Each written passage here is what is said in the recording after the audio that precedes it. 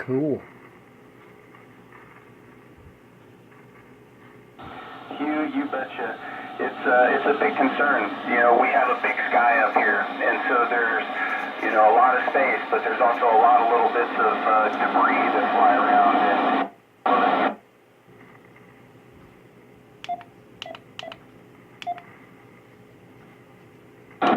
And on the outside, that's why we have shields to protect us. And every now and then we see something big enough coming to us that we have to move the space station out of the way.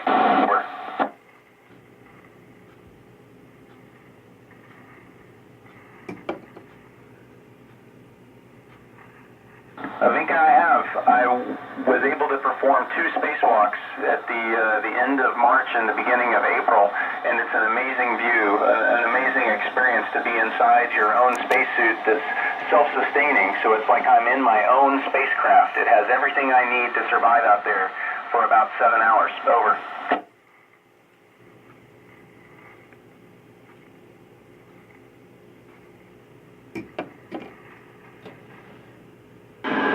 So Max, we can see the Earth, and when I look down, I can almost see the entire continent of Australia in one view as we fly over.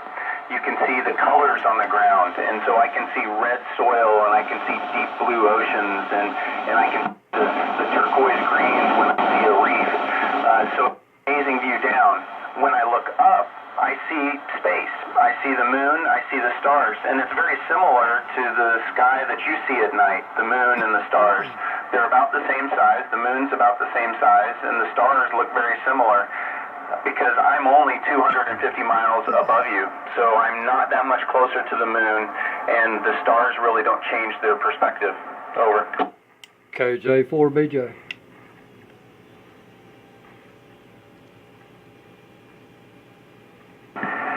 So space does definitely have a smell. Every time we open a hatch when a new vehicle comes in, or we open the airlock when we've exposed it to the vacuum of space, there's a very deep, what I would describe as a metallic smell that comes from that. And I think it's because of the metal being exposed to the vacuum of space and the little atomic oxygen that we have this high up in what's left of the Earth's atmosphere. But it's very unique. Over.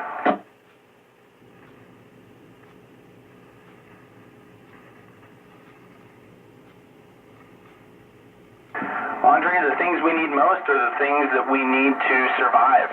So it's water and oxygen and food and the ability to continually clean our atmosphere so that it stays a healthy atmosphere, scrubbing out our carbon dioxide and removing any of the particulate.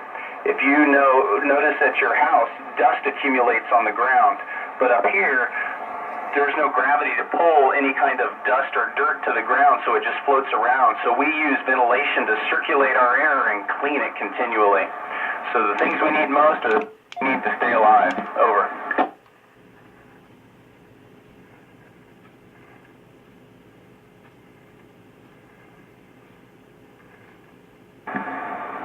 You know, I haven't noticed a difference in how I perceive time.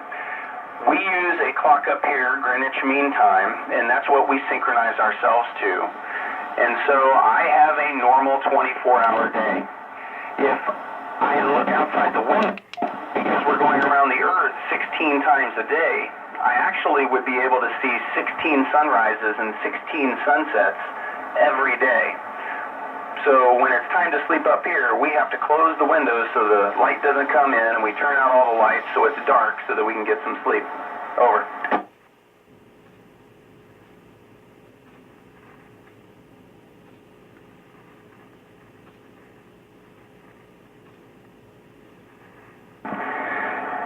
Everything just depends on where you're standing. It's all relative.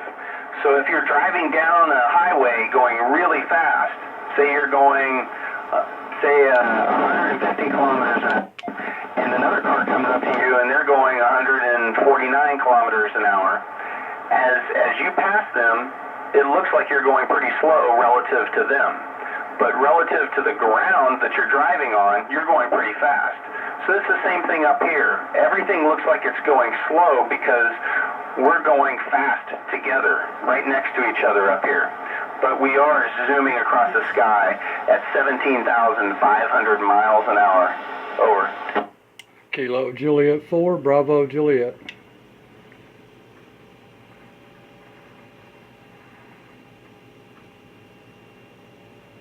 Yeah, Hannah, it's all based on a clock, so I set my clock every day, and my alarm wakes me up at 6 a.m. And then lunchtime is around 12 o'clock, so we stop and we have our midday meal. And then when we finish our workday, we usually turn out the bright lights so that we have dim light inside to try to get ready to go to bed. And then according to the schedule, at 9:30 at night, we start turning off all the lights inside and shutting our windows so that we can make it dark inside and get ready for sleep. Over.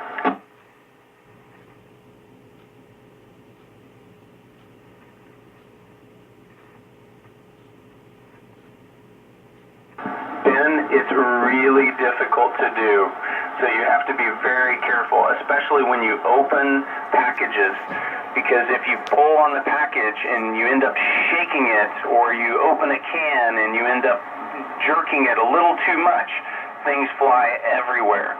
And even though I've been up here for over 2 months, I still make mistakes. And some of my crewmates have been up here for almost 6 months, and I've still seen them open a can and get food all over themselves.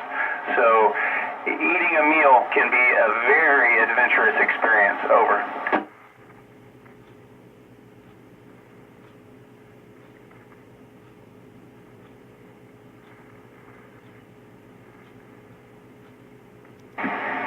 Emily, we do have to receive supplies. So every month or two, with a cargo vehicle that will bring up food and anything that we need to help resupply us. We're also trying to figure out how could we live and make our way to Mars. And we wouldn't be able to resupply ourselves so often when we go to Mars. And we were not going to be able to take everything we need for a 2 or 3 year mission. So things that we're practicing up here are recycling all our water. So if I sweat, that moisture goes into the air, and then we have a system that takes that moisture out of the air and turns it back into drinking water for us. We do the same thing with our urine, so we're trying to make sure that we don't lose water so that we can recycle it just like we do on the Earth in the natural water cycle. And we're doing the same thing with food because we're doing experiments up here on how to grow vegetables and plants so that we can consume them. So it's a very important topic, and it's a great question. Over.